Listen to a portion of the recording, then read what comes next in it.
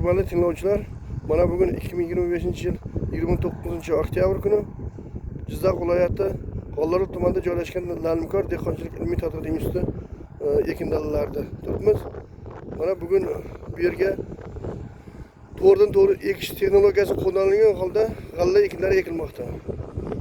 Mana bu yerga siz ko'rib turgan ushbu dalada bahorda poliz ekinlari ekilgan, hozirgi hosil yig'ishtirib olingan.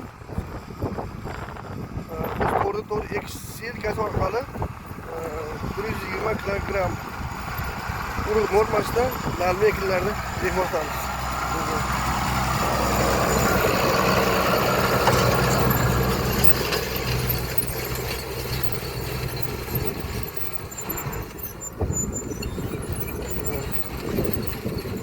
Mana bu resurs tejamkor texnologiya hisoblangan to'g'ridan-to'g'ri ekish texnologiyasi orqali ekilganda bu yerda resurs tejalyapti. Ya'ni bu yerda yog'ilg'i sarfi 4 gektarga 1 gektarga 4 litr salarga yog'ilg'i sarflanyapti. Boshqa hech qanday bu yerga boshqa agrotexnik tadbirlar qilinmagan.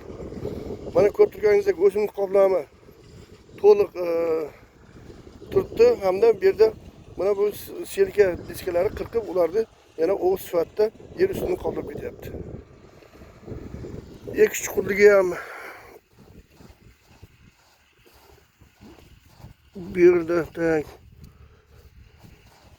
5-6 santimetr chuqurlikka urug' tushyapti.